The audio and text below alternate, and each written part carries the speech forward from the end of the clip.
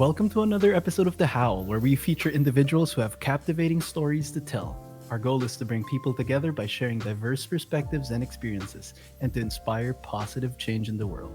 I am your host, Nicholas Barber, and co hosting with me today is Howling Gale's own operations manager, Juan Raimundo Ramos. Yo! Woo! The crowd goes wild. No, and I think having this platform is really interesting because we can get to talk to many different people, like people we barely know, and in this episode's instance, someone we know a lot, and we've been exchanging a lot of worldviews and philosophies with this man, no other than the talented musician Seth Charleston. How we doing, everybody? It's good to be here. What's up, Seth? Seth Charleston is an aspiring musician who made the bold move from Wisconsin to Los Angeles to pursue his dreams in making music. In this episode, we will dive into Seth's story from growing up in a small town to chasing his big dreams in the big city. We'll hear about his creative process, the inspirations behind his music, and his plans for the future. He will also share with us lessons that he learned along the way and offer advice to those who are willing to hear it. So without further ado, please welcome Seth Charleston. Seth Charleston, welcome to the Howl. You are an amazing inspiration. I've listened to your songs multiple times. And I think we met each other, 2 years ago, 3 years ago. I don't know exactly when it was. But very excited for you to be here and to share your story further. And kindly introduce yourself, tell us who you are, and talk about maybe Wisconsin, how it all started, and then also your move to Los Angeles. Yeah, well, first off, thank you guys for having me. It's such a pleasure to be on here today to talk with you guys about all things creativity. And I am Seth Charleston. I'm an indie rock artist based out of LA. And like they mentioned prior, I'm from Wisconsin originally. I'm from Stoughton, Wisconsin, a small town just south of our capital, Madison. So usually when I tell people where I'm from, I say Madison first. And if they really want to know, yes, it's Stoughton. I grew up in a small Norwegian town, not much to do, one high school, everyone knows everyone. And music kind of snuck its way into my life pretty early on. And over the years, it just captivated me more and more. And it got to the point where I didn't want a life without it. So I made the move when I was 18. All the way to Los Angeles, where I had never been before, but the thinking was, this might be a good place to set up shop and see how things go. And 5 years later, we're still at it, and things have never been better. So it's very good to be here. Yeah, it's been a great journey, and I think that's something all of us can share right here. Like coming from a smaller town and moving into the big city of Los Angeles, How was those first years for you? Oh, goodness. Yeah, the first few years were very interesting because I had about a year and a half of just getting my feet wet, having everything possible thrown my way in terms of challenges, difficulties. And then in 2020, about a year and a half in, COVID hit. So that was, a challenge for all of us, and only added to the challenge of my just adapting to the city, as it were. And but yeah, the first few years before COVID, it's just a lot of time alone, and being a very extroverted person and having always grown up around a social network of family and friends, I really had to get used to that because I was so used to being in the company of other people, living with my brothers and sister and brother and sister, my apologies. And yeah, so that's really when I started to get very introspective, and not so much by choice, but just by circumstance. And so to pass the time, I just wrote and wrote and wrote and made a lot of music in those early years, especially. And it was around that time where I actually bought Logic on my computer and started to learn how to produce music and how to, make stuff sound okay. And, stuff got better and better over the years. But yeah, those early years in LA were very humbling. I was 18, I was just a young pup. And so I had no idea what to expect. I had gotten the place from a former friend of mine who had moved out from my small town to LA in hopes of achieving some success with acting. And he was making the move back to Wisconsin. And he was like, hey, you want a place? I got you. And yeah, so set up shop in Valley Village. And I've kind of been in this area ever since. I'm now in North Hollywood just to skip away. But yeah, the first few years were very quiet. A lot of the work that it was done was very much behind closed doors. But I think it very much set me up for kind of It's where I like am planting today. your roots, right? Like, 'cause that's Yeah. your first support structure right there. If you have no roots in the place you're at, you're easily like swayed back home, or Yeah. it just doesn't seem bearable. How did you go about in making new connections in this brand new land? Oh, yeah. So my first instinct was like, okay, I'm a musician. I want to meet other musicians. Let's look up all the open mics I can go to. And so I did a lot of research and hit the ground running. Quickly ran into a lot of places I couldn't go to quite yet because I was 18 and a lot of the open mics were 21 plus. So the very first open mic I went to was in West Covina, which for folks who don't live in LA, that was about an hour's drive from where I lived at the time. And it was there that I met a fine gentleman that we all know named Tony Segala. And so we went to this place called the Fret House, and there was a group full of people there, but the age of most people was like well into their 40s and 50s, like, some older folks, especially You were a compared young to pup, myself. yeah. Yeah, I was a young pup, but I spotted Tony and our other friend Milo, and they were pretty much kind of like a diamond in the rough there in terms of like, okay, these guys are relatively my age, they looked like. So after about 5 minutes of just contemplating it, I sat next to them in between sets, and I was like, hey, can I sit with you guys? And talked it out a little bit. I watched their set, they watched mine, and it was that night after the open mic where they took me to In-N-Out, and that was my first taste of In-N-Out and my first taste of friendship in LA. And so my first connections were almost exclusively via open mics. And I also had applied at Starbucks right down the street from where I lived because it was walking distance. And so started to meet some people through there. But the long-lasting connections, the ones I still have to this day, those were all open mics. Just getting in the right place at the right time and finding the people you think you'd mesh with. And yeah, Finding those your are tribe, friends of man, mine. yeah. Yeah, and those are friends of mine I still keep in touch with to this day, and are my closest friends, are some of the earliest ones, which is really beautiful. Would you say that looking back at that moment in time that you kind of like subconsciously paved the way for the other connections you would be like creating would. and like investing time in? I think so, for sure. I mean, for one, just the act of going out and meeting people and seeing like the tangible friendships that followed, it really proved to me, I was like, okay, this is how you do it. Like, you just got to go out and do. I didn't know anyone when I moved here, like not a single person. And so, I really learned of that proof of concept. But also there was, there's that beautiful butterfly effect of you meet one person and then they're like, hey, let's work on this. And then you get close with them, and then they're like, hey, I'm having this party. Then you meet so-and-so, and it's just a chain reaction. And it's so interesting, the relationships with people that I can trace 3-4 people back as to like how it happened. And yeah, I think that's such a beautiful part about life, but about LA in specific, because you never know when you're going to meet someone. Yeah. What would you say were the biggest highlights or most memorable moments you've had in LA, like up to this day? Oh man. Whew. I've had the privilege of playing quite a lot of shows. Man, moments. There's so many. Top three moments. Top three. I would say my best, yeah, one of my favorite moments was the show I played in October of 2021.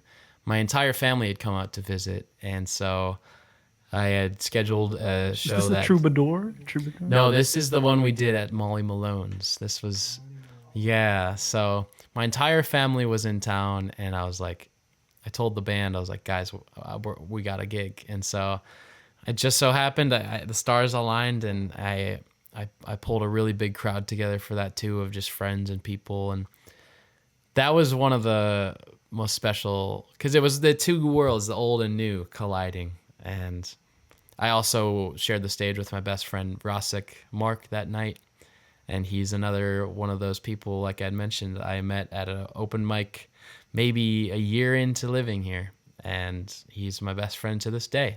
And so that show was very special. That's one of my most special moments for sure. Man, there's so many special moments. It's so hard to narrow it down because it's just like life has been anything but normal since I've gotten here. And so it's just like, it's so easy for beautiful moments to get lost in the sauce because it's just. Definitely. I love the That's one moments. that definitely sticks out.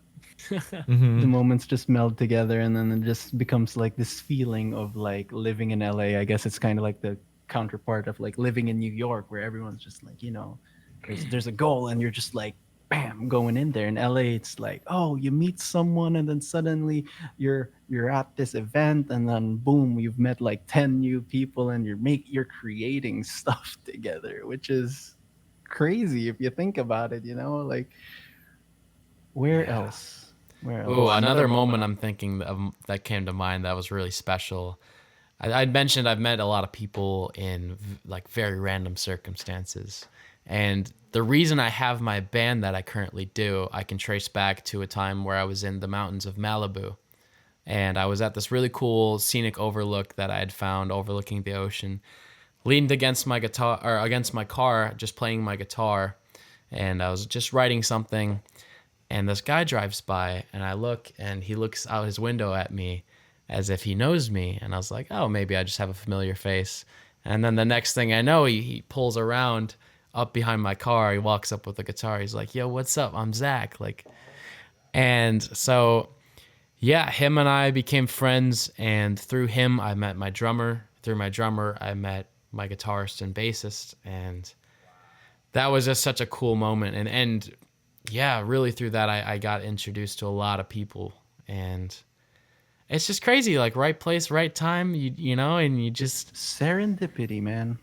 There's something about going to beautiful places. I've realized, especially in LA. Like I find myself when I'm at beautiful places, I tend to meet beautiful people. Like it's just like we get drawn to this lovely location, and you can build relationships from those little happenstance connections, Oh, that's a wonderful way to put it, man.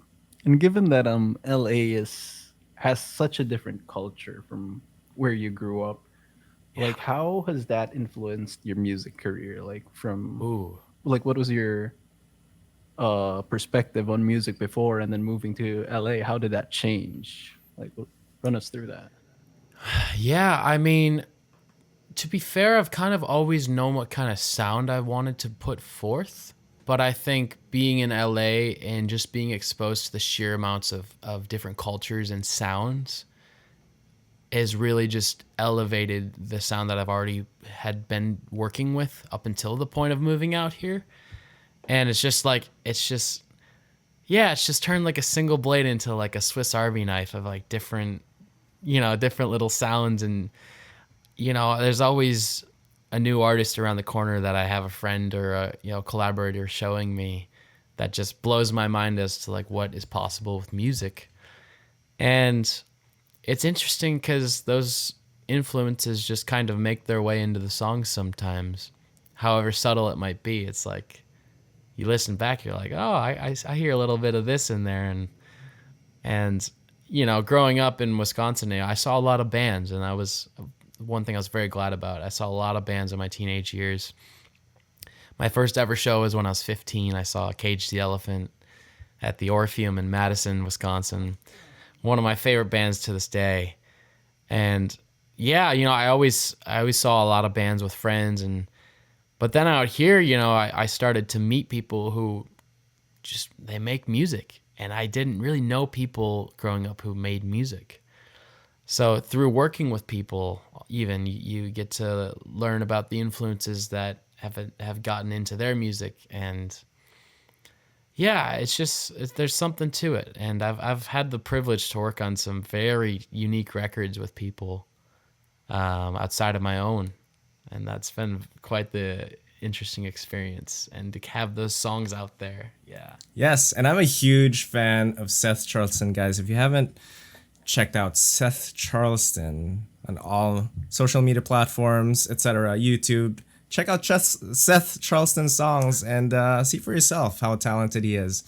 I wanted to dive into more of your journey as a musician. Like, when did it start, and what gave you the spark and be like, boom, okay, now I want to do this for, a long period of time?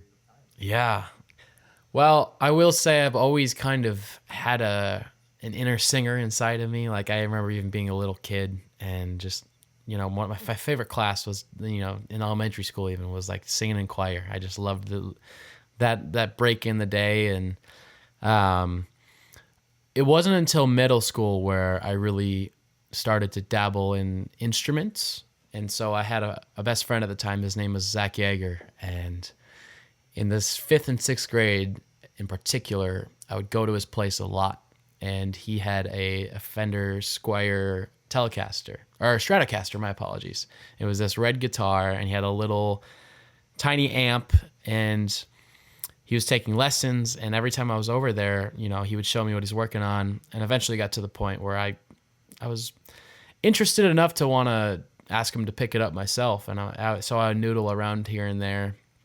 And by the time my 13th birthday rolled around, I had found myself going to Pawn America with my sister and her friend Ian, and we got me a cheap little secondhand guitar, a little amp to go with it, and that was like the real start, I think, of like music. And I immediately just started learning all my favorite songs. I think one of the very first songs I learned was "Say It Ain't So" by Weezer, and I started learning all those great songs. And constantly annoying my sister on the other side of the bedroom wall. But yeah, it was great. And as high school rolled around, I started to open up about singing, and I started to get really involved in the choir. I started getting involved in all the different music department activities. I started getting to theater. I started getting into plays, and I started writing songs later on in high school. And I think it was about the age of 16 or 17 where I really started to seriously consider music as a career. My uncle is one of the best musicians I know, and he always inspired me with how good of a guitarist he is. And yeah, I had that inspiration. But aside from that, I grew up in a very just kind of normal place where no one really did what I did. So near the end of high school, as things kind of rounded out, that's when I really was like, okay, I think I'm just going to make the move to LA and put school off. And I applied to some colleges, got in, but ultimately just decided, like, you don't need a degree to do what I want to do. So, And as far as your sound is concerned, would you say that you have a set genre, or are you catering towards like different genres? Like, what do you think? Because I know some people that I have in mind who are very talented musicians, and they start off with, like, let's say, I don't know, alternative rock, and then next thing you know, like years later, they transition into something else. Like, as far as your sound is concerned, as Seth Charleston, do you have like a set genre or sound that you have? Yeah, I mean, I most broadly describe it, like if someone gives me like what's one term you describe, like, this is your music, I would say it's indie rock for sure. My favorite bands are all pretty much indie rock bands. Those are the ones I grew up on, and that really inspired my love for music in the first place. But branching off of that, it's definitely also alternative rock. It's definitely, when you peel back the layers, it's very much pop, in terms of the song structures and the choruses and all that. I've always had a folkiness to my sound too that I haven't quite explored as much on my releases, but I've written hundreds of songs, and a good point of those, or good portions of those rather, just me on the acoustic guitar, just singing about whatever I was feeling that day, So yeah, I think the meat and potatoes of it though, it's indie rock. Yeah, that's what Indie I have, a, rock. I have a I have a follow-up question for you real quick. Like the first time I heard your song Uncertainty is when I was doing photography, behind the scenes photography while we were shooting your music video for it. And then the song was being thrown out there in the emails like, hey, this is what we're going to shoot and stuff. And I was like, oh, I'm just so busy with other shoots. I can't really listen, but I'll be there for my boy. And then Yeah. literally, it was the first time listening to that song, and you write with such, I don't know, I want to say wisdom. Like it's coming from somewhere, and it speaks to the inner being of a human being. Like, when did you develop with that, or why is it a goal? Do you think? Yeah, that's a great question. I would say there's something about music that is so fundamental to just like how I live. Like, I don't know who I would be without it. And so to write in a way that's anything but 100% authentic and honest feels disingenuine, it just feels wrong. So especially in some of those more sad songs where I'm really just, pouring my feelings out onto the page, like there's just, for me, it's just like, it's necessity. Like it has to be that way. And so for the song Uncertainty, like I can remember like where I was when I wrote it. I can remember how I was feeling. And I think that's what's most beautiful about music for me, and especially my relationship with writing songs, is they serve as timestamps for life. And I'm able to revisit those from time to time and remember how I felt. And sometimes I'll feel a similar way with a new perspective and I can relate to it. And yeah, that's kind of where the honesty comes from, is necessity. Like I just can't write in a way that feels anything but And I guess that real. helps you in the future, huh? Like, Yeah. if you write from such a point of truth, like no matter what's going on, internal turmoil, love, breakups, whatever, you don't Yeah. look back at it and cringe, because you look back at it, like you said, a timestamp, like that moment in time that you were feeling it. That must be feel so good to just write and let out there into the world. Yeah. Absolutely. I mean, there's an element of, and I'm sure I'm not the only musician in the world to ever say this, but like it's therapy. Like for me, like I've navigated through some very dark times in my life with music at the forefront of like that healing process. And so there's certain days and times where like whatever I'm experiencing or whatever's going on is too much for me to not write about it, you know? So that's where that honesty comes from too. It's just a necessary catharsis that I need to allow myself to undertake. I love that. And speaking of your songwriting process, because every musician has like a different kind of process in making their songs and making their music, what would you say are like your biggest challenges in making those songs? And I'm sure, especially if you're starting out, you can have a bunch. And I know that people have writer's block, like they can't think for certain days. Some days they do, some days they don't. And even just the process of like creating a song from scratch, from beginning to end, has a lot of steps to do. So yeah, what would you say are like your biggest challenges in creating music? I think it's creating something that I don't think is total trash. Cause like there's so many times like where I'll create something and I'll stop because I'll be like, I just don't like this enough. And so for me, like I always usually start, whether it's just me and an acoustic or like a full on production, I'm almost always starting with a guitar. like either a guitar riff or some chords. And usually I structure the music before I get the lyrics written at all. And so the lyrics can be very challenging too, because by the time I'm usually writing lyrics on the production, I've already kind of melded together a story that the music tells.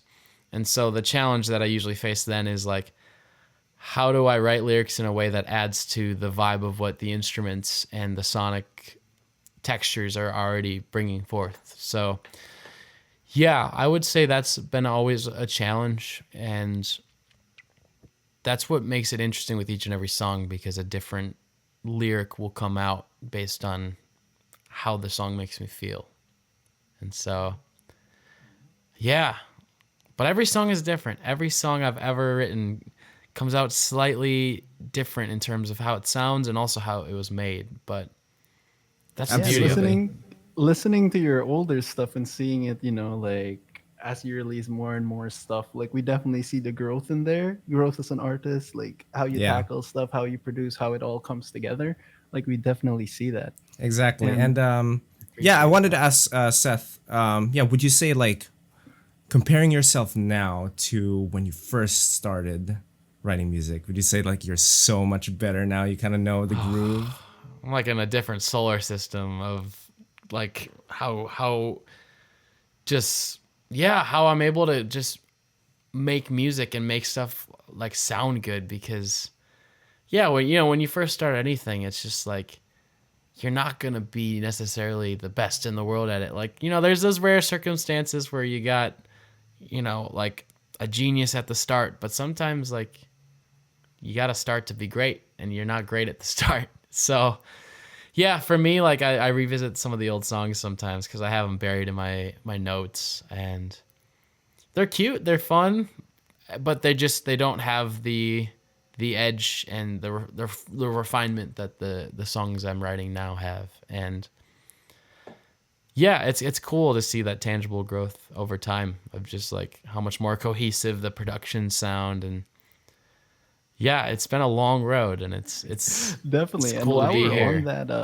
on that, in the spirit of 2023, like 2020, 2019, whooped our ass. But right now, looking back on reflecting at your time growing in LA and now, how has your experience been, and how has that like impacted you as a human being?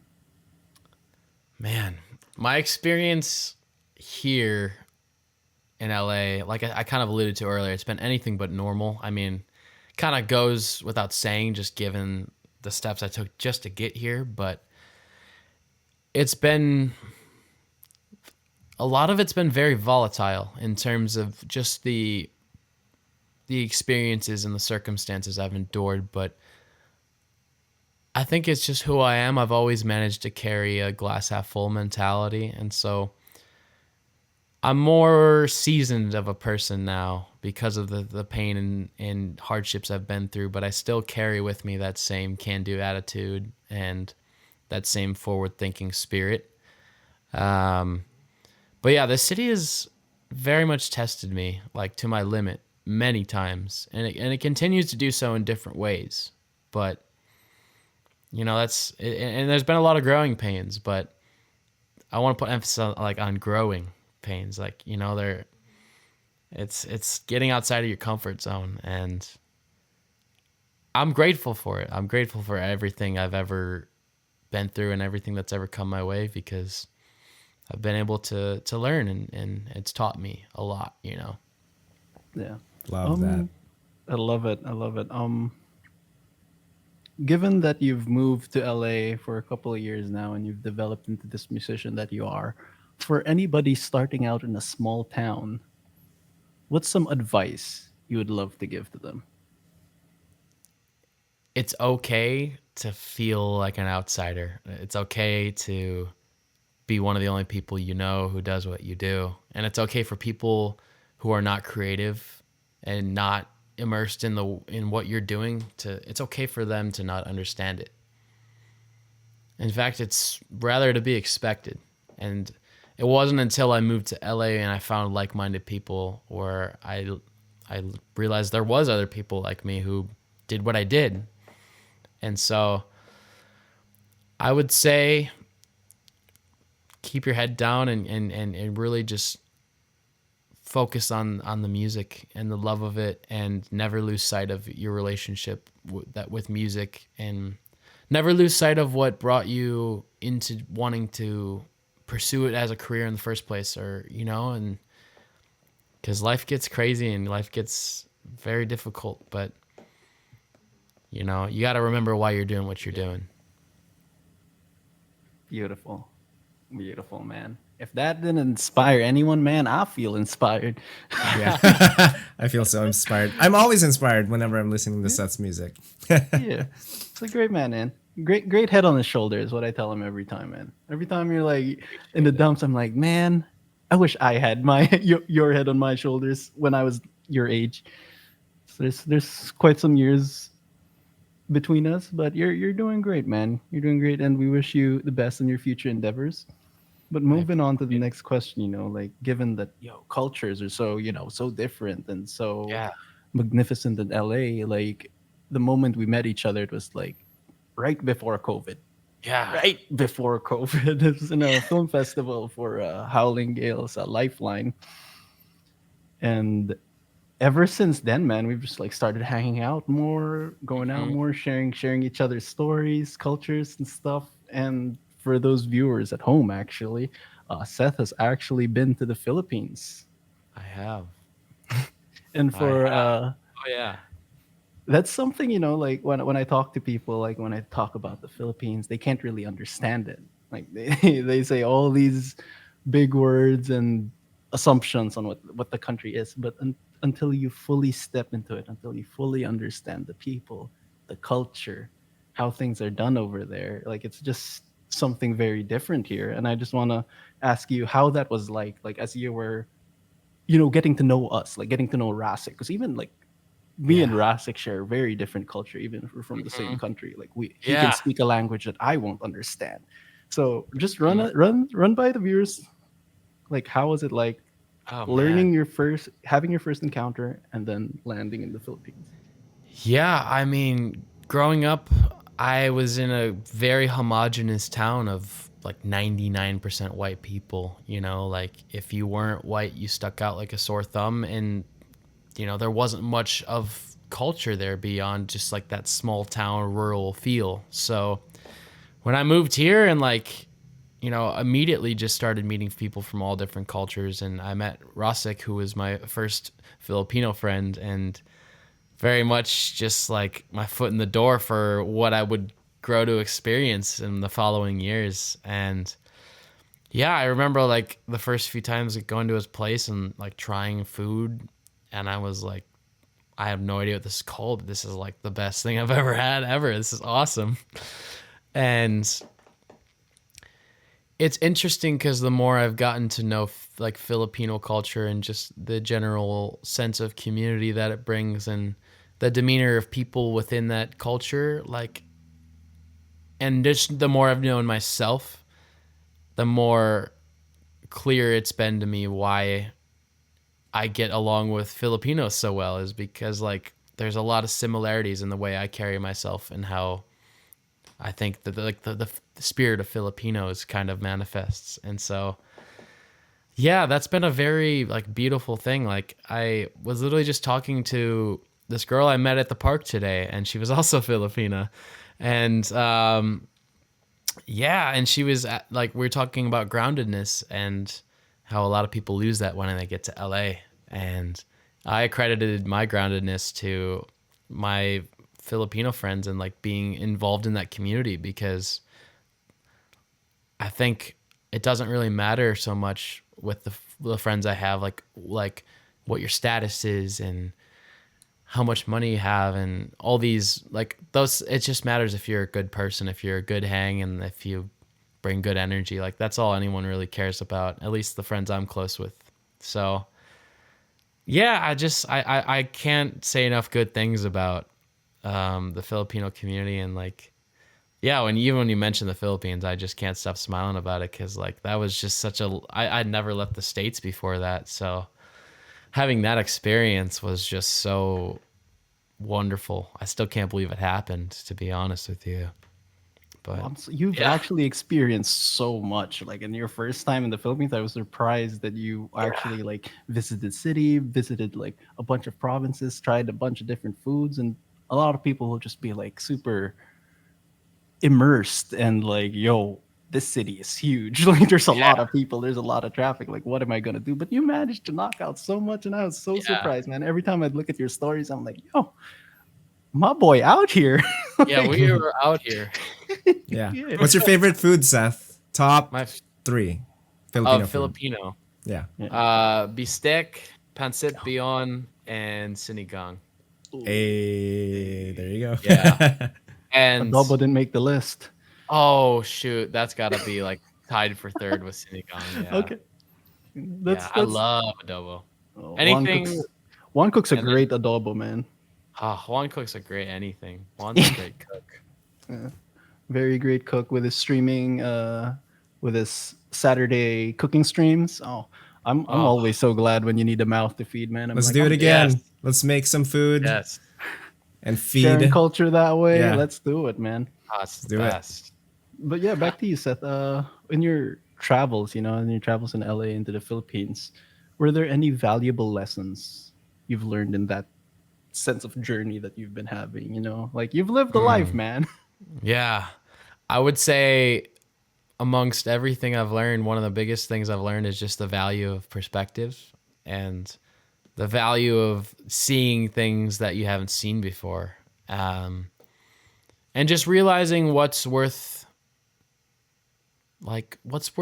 losing sleep over, I suppose. Like what problems are real and what problems are just problems we make up in our heads, because obviously, living in LA even, like, there's times where things get tough but then, you see, unfortunately LA has very much like a homeless issue, and you see people who don't have a place to sleep. You see people who don't have much to eat. And then, obviously my travels to the Philippines is such a beautiful country, but, unfortunately there's poverty there too. And not poverty like we in America know it, like real poverty.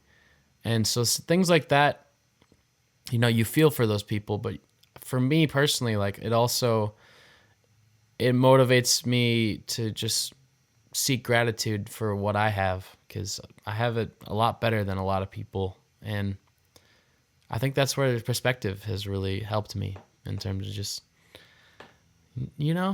yeah. Too, like, because I grew up with that. I grew up like seeing. I think at a young age, I've already seen like what people would say, like the dark sides of like society or something. Like when people need to do something. Because here you can see like a homeless person like rocking an iPhone 12 or something, and it's like, oh, cool, life's hard. Yeah, let's go. Yeah. Everyone has their own challenges, but given that we're at this point, like with perspective, what you're saying, I think like sharing experiences like this episode, I hope, it reaches a lot of people in the homeland and in America. And it just, I don't know, we can be better human beings every day, like I'd be Yeah. worried about the person who says he cannot improve who he is. Like tomorrow, like this is the peak human he'll be. I think we Yeah. can always improve with everything that we do. I agree And 100%. yeah, and you visited in the Philippines. Like I was so excited for you to finally see it, because we always talk about it. We're like, oh, the Philippines is this, the Philippines is that. What is something you would share, like a philosophy you may have picked up, like traversing two lands, two cultures? I mean, I think I alluded to it a little bit earlier, but just like the importance of community. And, I think when I was in the Philippines, a lot of times I was hanging out with people who spoke much better Tagalog than their English. And so, save for when they were talking to me, they were speaking strictly Tagalog. And I didn't understand them always, but there was just so much laughter and good energy in the room. And I just like, and it really blew my mind, like how happy people are there, even though maybe on a material level, they don't have all the luxuries that people in America have. And I think that really spoke volumes to like community, because I think that really sustains you. And especially in a place like LA, you know, some people can really just be, you know, like they just stick to themselves, and they, you know, it's the whole like get off my lawn mentality, and like It's all but- that exceptionalism, right? Like Yeah. it has to derive from that. You know? Wow. Yeah, So and that's a very ruminating experience, man. yeah. Thank you for sharing. thank you for sharing that, Absolutely. Seth. Yeah, so much to learn from you. And yeah, speaking of the Filipino community, have you ever worked? Like, obviously, you talked about Rosek, but have you worked with other Filipino people from the music industry?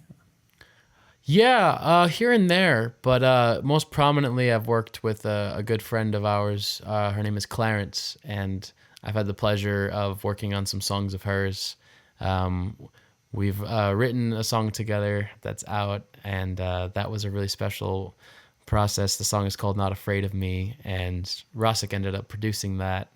And I've done a few Wish Bus performances with her, accompanying her on guitar.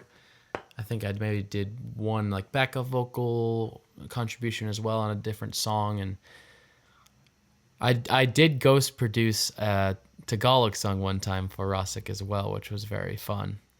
And yeah, so I mean, I haven't done too much of it, but you know, I've gotten to work with some people in that community, and it's been a lot of fun because, you know, as you guys both know, like music is so essential to the Filipino community. And yeah, that's another thing that blew me away when I went to the Philippines too. Like even after meeting everyone here, like, boy, can people sing.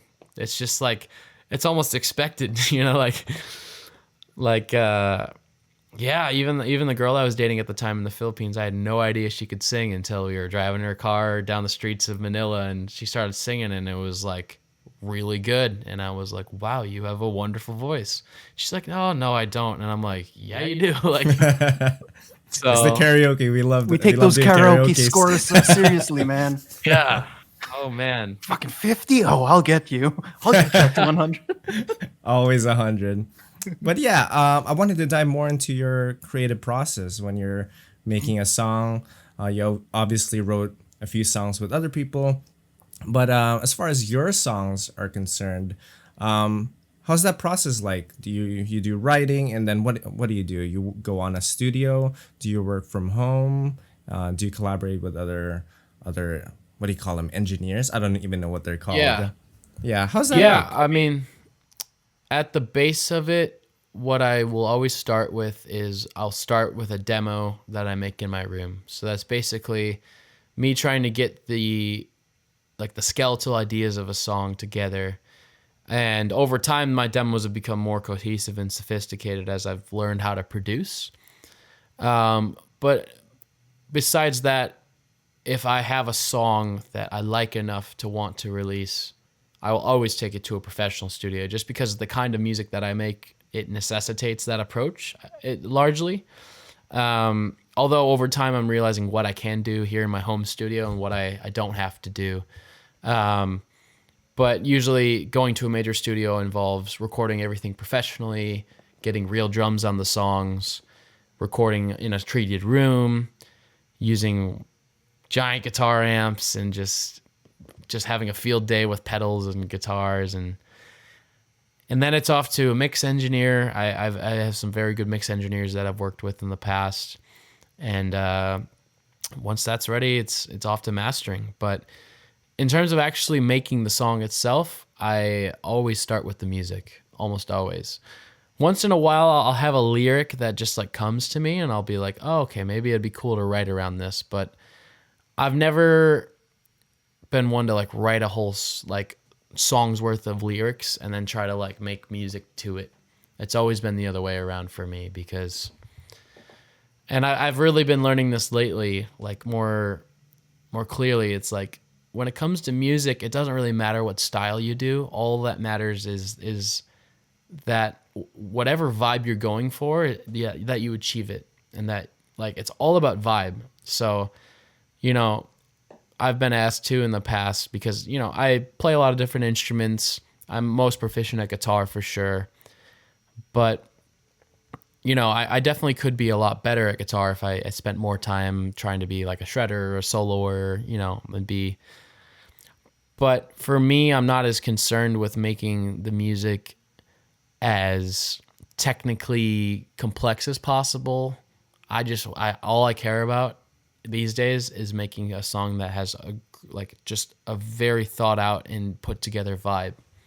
And so that's what I've really learned how to do recently on my own productions, because I largely produce the songs, even the ones that go all the way through the major studios. And it wasn't until this last EP that I just finished where I actually worked with another producer. So, and that, oh man, that opened up so many doors for me in terms of what I could do with my sound. And yeah, it's just been a continual learning process. You know, it's such a complex art form, and I feel like I'm only just starting, but it's really cool to be where we're at now and to have the understanding of music that I do.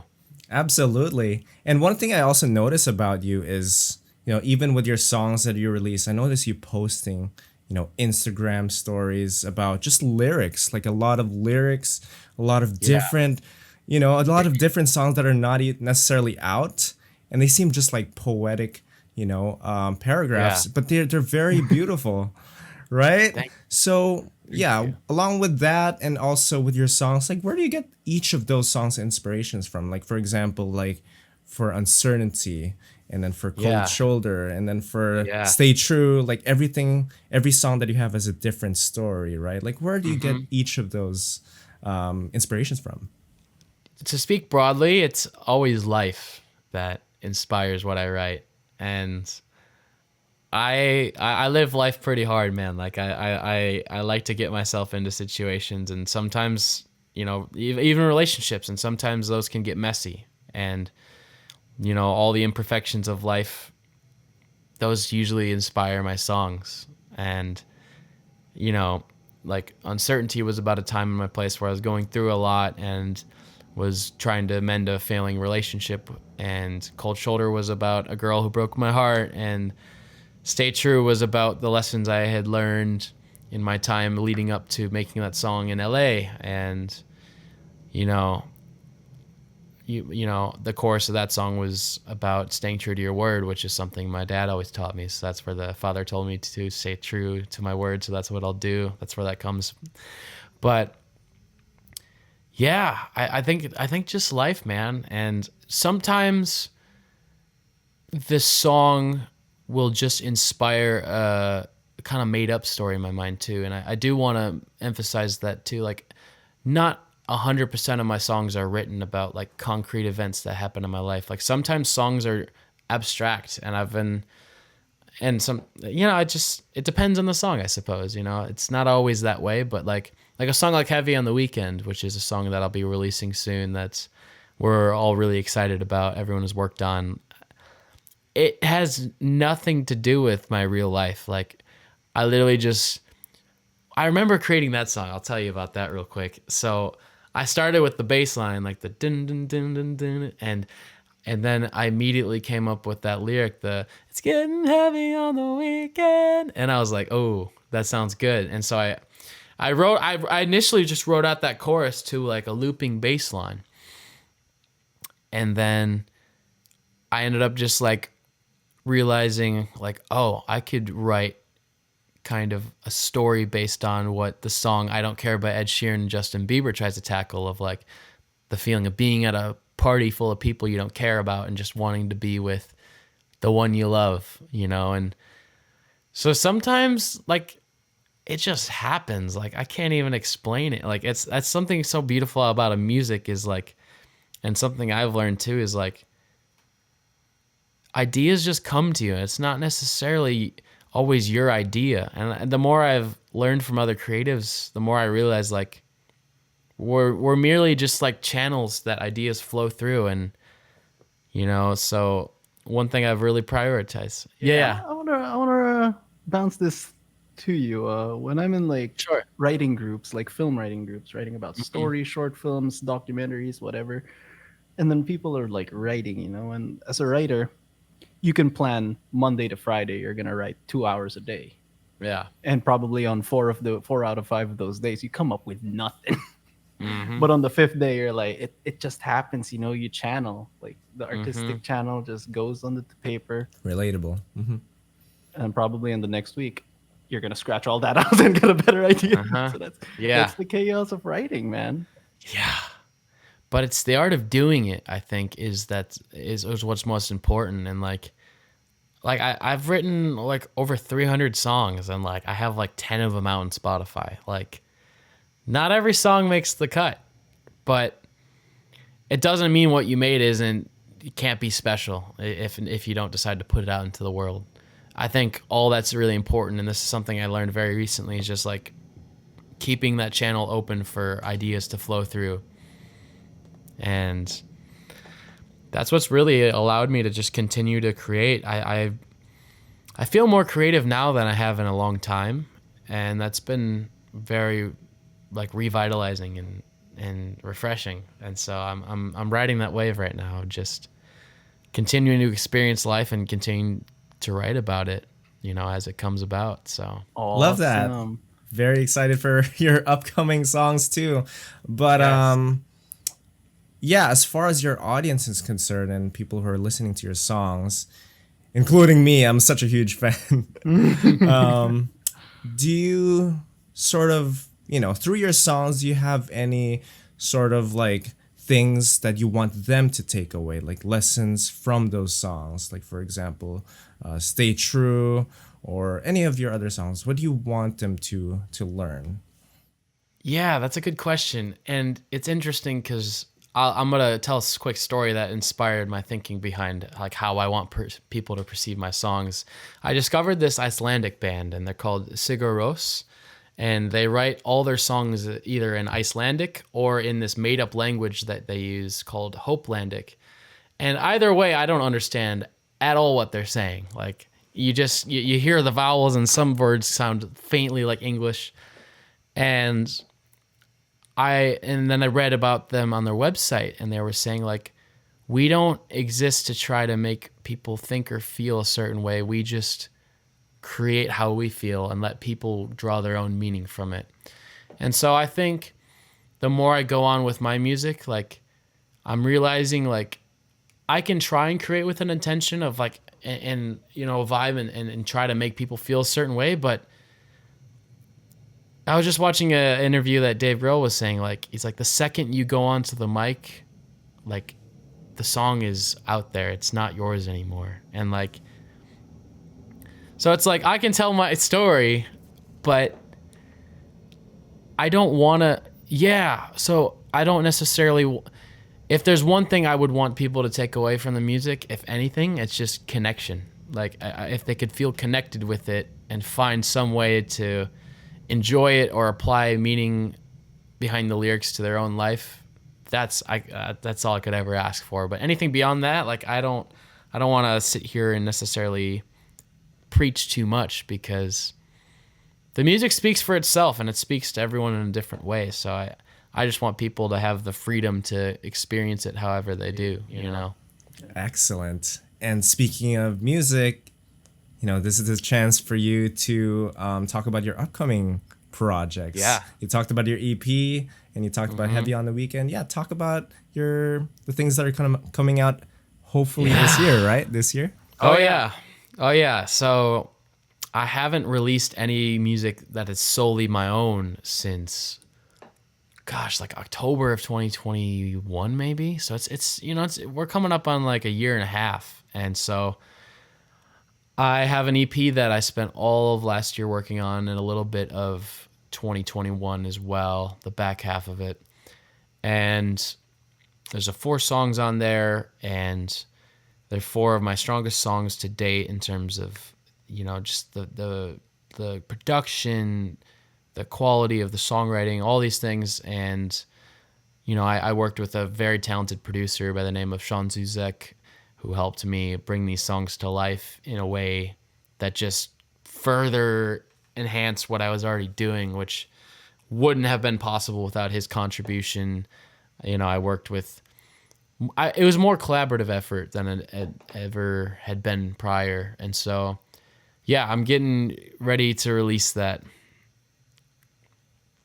Yeah, so I'm getting ready to release that in the spring summertime. Heavy on the Weekend is definitely planning, or I'm definitely planning on releasing that as a single prior to the record, and that's the song out of all the ones that we feel most confident in, and just its ability to resonate with people and really go somewhere. I remember playing it live one time, and our drummer's dad said, he's like, that song's got some legs on it. And I was like, I like that.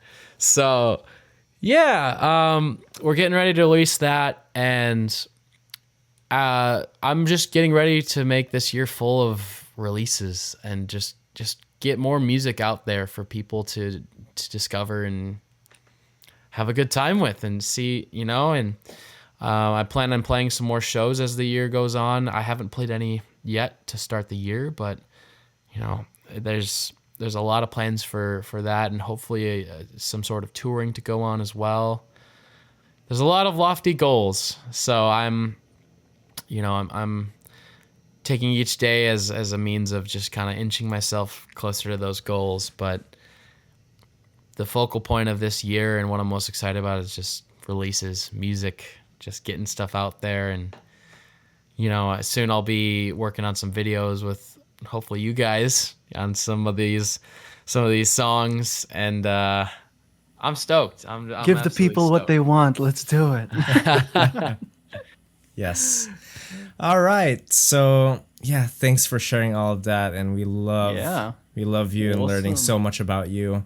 We are in the segment now where we basically have our guests give advice to the audience who's basically dealing with the same thing, like maybe a fellow musician, aspiring artist. It depends. Yeah. So my first question to you is, what advice would you give to musicians who are just starting out, like from scratch, and be like, sometimes people are like, oh, maybe this is what I want to do for a living, but you have no resources, no maybe connections whatsoever. What's your advice to them? Oof. Yeah. I mean, at the start, I would recommend just doing and playing what feels good, and really take stock of like what you are most drawn to in terms of like music. Like if you're trying to be an artist, especially like take a deep dive into like the bands you like and the artists you like, and see what the similarities are there. And if you've already started to create your own music, see where those influences lie. And I think it's very important to develop a sound of yours, but also to recognize that it takes time. It takes quite a long time to really figure out. Like, I always kind of knew the lane I wanted to go into, but it doesn't mean like just because I knew what I was going for means I had it down, So that took years. Like I'm probably I've been writing for like 7 years, and I'm just getting to the point now where I was like, okay, I have my sound. And so, yeah, and to piggyback off of that, I would add to this by saying, this stuff takes time, man. Like, it takes time to make a career out of it. Like, I'm 5 years in. Like, I'm just now getting to a point where I consider myself to be of professional quality and to have the kind of material that warrants a career to, come about from that. But patience is everything, and don't forget to live your life alongside what you do, because if you do it in a way that feels authentic to you, it's only going to serve your music, so yeah, just remember, you can be a musician, you could be a filmmaker, you can be any sort of label, but just remember, you're at the core of it, you're a human experiencing life, and don't lose sight of that. That's what I would say. Awesome. And what about people who are like dealing with negativity, negative emotions, and even negative feedback from peers around them? And the negative comments they get, like, no, your stuff is bad, you're trash, you should, quit doing what you do. Like, how do you deal with that? And then what advice would you give to fellow musicians like yourself who are starting out or dealing with those same people or comments? Really zoom out and put like what people are saying into context. Like, is that person who's saying you should quit, do they know anything about music? Are they a failed musician? Are they just someone who's not doing anything with their life and they don't have the confidence to stand on their own feet and go for their dreams, and their jealousy is like, well, a lot of what people say to you is not about you, it's about themselves. And so I think realizing that is very, very crucial. And especially if you're starting out, it's good to be honest with yourself, to know where you're at. And you might not be super good right away. Like I said, like some of the songs I've written that I've like since taken down because I wrote them when I was 17 and they were produced very amateurly. Like, they were not very good songs, but like there was potential there, and it was there. And so like, yeah. And like I said earlier, like, not everyone's going to understand what you do. So like, be very mindful of who you take criticism or advice from. Like, all I would say in terms of advice taking is like, take advice from people who've done what you do, like, or who you want to be, right? Like, yeah, who you want to be, like I'm way further along in my career than I was when I was just starting out. And so now like I'm still looking at people further along the road than me and looking at what they've done to kind of help themselves along. But it's a long journey, and sometimes you just need to get out of your own way. And like, you don't always need to overanalyze what you do. Like, it's music. Like, it's a vessel. It's something that's meant to flow. You don't need to force music ever. So like, I think a lot of times when writer's block comes about, it comes from when you're too stuck in your own head and you're trying to force creativity. Creativity is not something you could force. So just be kind to yourself, because we all have our bad days, our bad moments, but I always say this: it's a bad day, not a bad life. Don't let it spiral. yeah, Because tomorrow can be better, man. Oh yeah, it sure can. And you have that choice within yourself to make it better. So, Well, yeah. let's keep- I mean, that was a let's whole spitball of advice, but yeah. Oh, definitely. I took some stuff from that, So thank you again, Seth, Appreciate for taking it. the time and sharing your story and experiences on, the Howl podcast. It was a long time coming, and we finally nipped Yeah. it right there. Yeah, it's such a pleasure chatting with you guys, and yeah, what a lovely conversation. I have no idea how much time has passed, but it's I don't know either. Yeah, we went a little bit over time, but it's all gems, all gems. And for the people listening at home, where can people follow your work? Where can people follow your life? What you're sharing? Like, what are the social medias attached to you, Seth? Yeah, so I go by myself everywhere, Seth Charleston. My Spotify profile is Seth Charleston. You can find me on any music streaming software or platform, rather. Seth Charleston. That's where you'll find me. I'm most active on Instagram, so you can definitely get into touch with me there.